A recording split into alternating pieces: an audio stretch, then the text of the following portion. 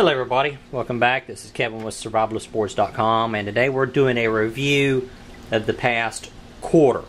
And as I like to take projects and go, say, run with a project for a little bit, pause, review, make changes, and then move forward again, instead of just going out and buying this and buying that. As I think it's important to look back, see where you've come from, and try to figure out where you need to go. Over the past few years, I've been stockpiling most of this bulk stuff. I've got some of these Remington 225 bricks, small bricks, some of the Remington 550, some of the Winchester bricks, some of the Federal bricks, and then I realized that I'm mostly buying just bulk 22 ammunition. And I have almost no subsonic. Alright, well, subsonic is going to be good for security.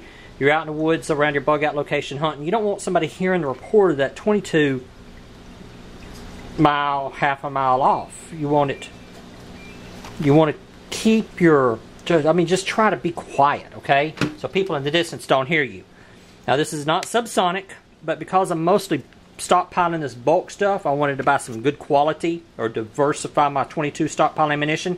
So I've started buying the CCI Stingers and the Remington 22 subsonic. I've dated the ammunition whenever I buy it. Like I bought this today, 623 of 12. I didn't date that one. I didn't date the Winchester. And so that's how I'm diversifying my 22. I'm going to buy probably next month no more brick ammunition, and just going to buy like CCI Stinger and Remington subsonic and go from there. Over the past few years, I've mainly been buying Monarch 223, and I get this from Academy Sports and Outdoors. Bad thing is it's steel, and I realized that I'm mostly stockpiling steel cased 223. Same thing with my 7.62 2x39. Just about my entire stockpile of 7x39 is steel cased. I was like, well, I need some brass. So I've started stockpiling the American Eagle 223. And also the Federal, see how it's dated, 531 of 12. The Federal 100 value pack of 223. And what started out as like 90% steel and only about 10% brass, now it's about 50-50. I've got about 50% of my 223 stockpile is brass, and about 50% of it is steel. I'm hoping to get the percentage of steel down even lower, where say 75% of my 223 is brass, and maybe 25% is steel. So no more, I'm not going to be buying any more steel 223. Everything that I buy from now on is going to be some type of brass cased ammunition. On my 308 Winchester, just about everything that I was buying is what I usually use for hunting. It's 150 grain core lock. This is what we use in 30-30, 270, 30-06 is 150 grain. I know how it performs. Over the past almost 20 years, I don't know how many deer I've taken with Remington core lock, 150 grain. Not with 308, but with 270 and 280, and my brother and my dad hunt with 30-06. And I've taken a lot of deer with my 280 Remington. A lot of deer. And this Remington core lock I know is a proven performer. So that's why I stock it. And I realized that, hey, I don't hardly have any low grade just shooting ammunition at 308. So I'm going to start buying some of this Monarch. I'm just going to kind of diversify and start picking up some of the cheaper 223. 12 gauge. I've got a lot of number 4 shot, and I've got some slugs, some buckshot. I picked this up today, 623 of 12. I picked this up a couple of, I think last weekend, 629. What day was that? That was last Tuesday. So what I'm going to be focusing on over the next few weeks, next few months, is slugs. My slug stockpile is kind of low, so I need to pick up some slugs. And probably a little bit more buckshot. While on a camping trip a few months ago with a buddy of mine, he pulled out this just-in-case first aid kit that he had modified to his liking. And I got this at Walmart. It's just a few bucks. Comes with all kind of little stuff in it. Then you take it and you modify it. And what I liked about what he did was that right here in the very bottom, whenever you open it, he had a couple of chem lights. So even in pitch black darkness, if you get your hands on this, you have an injury at night, you pull this out, crack it, and I've got 2 lights in here. One for the injured person for evaluation, and then one in the first aid kit. Or if one doesn't work, then I've got a backup. I've put some antibiotic cream in there, personal bandage, mercurochrome, and then this is a tick removal tool. You get this at tickremover.com. It's a tick lasso. And what it is, it's got like dental floss in here. Push that little button, pushes out a little lasso you put around the tick. You twist and pull the tick off. A really great tool. Really makes tick removal really easy. Something I did with on mine was I took a small bottle of baby oil. And it's got the safety cap so it cannot come unscrewed or come loose. And I popped the end off, washed it out, filled it with rubbing alcohol. Washed it out a few more times with rubbing alcohol, get all that baby oil out of it. And now what we've got is we've got this little squirter right there. We can use the alcohol to clean a wound. And it's got the little pinpointer, so we can use that to help flush the wound, to clean it. My ideal situation would be put vodka in here instead of rubbing alcohol.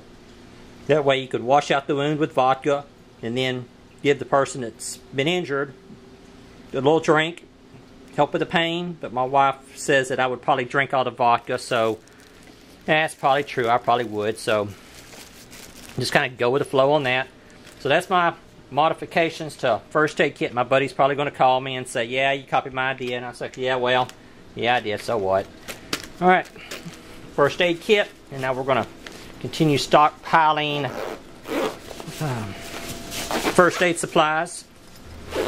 Something else my wife and I added to our stocks is one of these adapters to go from a 20-pound propane bottle to a Coleman stove. And I keep 2 20-pound bottles of propane in the shed for crawfish boils. And so I thought this is only natural that if we have a Coleman stove and we have a bunch of 1-pound bottles, but why not use the 20-pound bottles that we have for the crawfish boils to be able to cook with? This is just one of the things that we've added in the past few months. As an extra layer of water purification, added the Sidewinder, StirrupHead Sidewinder, uses a UV light, it's hand powered. I posted a video about this on my profile, on my YouTube profile and on my blog about it. This is just an extra layer of water purification to go with my Berkey filter. And I'd like to thank safecastle.com for providing the StirrupHead Sidewinder for the review. Another thing that I've added is 2 more black Berkey filters. Each one of these is supposed to be good for about 3,000 gallons, depending on water quality. I've got 2 here, and I've got 2 up at the bug out location with a Royal Berkey. Once again, I'd like to thank Safe Castle for the filters. And this gives me this means that I'm able to purify an estimated 12,000 gallons of water with these 4 units, with these 4 filters. I've got 2 here and 2 up at the bug out location. And with these 2, I've got about 6,000 gallons. With these 2, I can purify about 6,000 gallons of water, depending on water quality. Let's do a quick review. First aid supplies. Other first aid items. Stockpiling an assortment of 223. I've already got a lot of the steel cased, so I've started stockpiling brass cased 223. 22 long rifle. Mainly stockpiling bulk 22 long rifle. Started stockpiling subsonic 22 CCI stingers, and these are hypersonic, not subsonic. Just some target grade, low grade 308, and I'm going to continue to stockpile hunting grade Remington, and this works well on whitetail deer. Assorted shotgun, and I've got, I don't know how many boxes of number 4 shot, water purification, and water purification. Oh yeah, and being able to hook a Coleman stove up to a 20-pound propane bottle. Alright guys, so that's some of my preps for the past 3 months. I just wanted to share that with y'all.